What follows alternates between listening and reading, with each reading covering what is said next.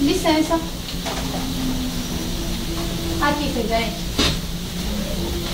Ficou bom, não? É só o senhor assinar que eu já mando distribuir as cópias.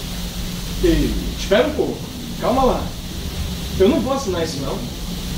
Por que não? Tem alguma coisa de errado? Não tem nada de errado. Eu conheço bem a minha gramática. Não se trata de gramática, Maria. O problema não é esse. A minha preocupação é com a linearidade da mensagem. Esse texto ficou muito linear. E a sua descodificação complicada, confusa mesmo. Imagina só, Maria, o desespero dos funcionários ao terem de ler esse texto para saberem que andar, bloco, mês e dia terão de utilizar essa ou aquela copiadora. Nossa, meu Deus, presidente, não estou entendendo nada do que o senhor está falando. E o que é esse negócio de iconicidade? Calma, Maria, calma.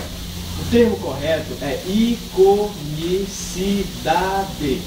Iconicidade. Isto é, a qualidade de uma mensagem que se caracteriza pelo seu alto grau de visualização e por isso mesmo torna a sua descodificação de um modo rápido e eficaz. Eu aprendi tudo isso num curso de comunicação escrita. Você vai ver. Eu vou pegar esse texto e transformá-lo numa mensagem icônica. O leitor vai bater o olho nela e já vai saber o que fazer.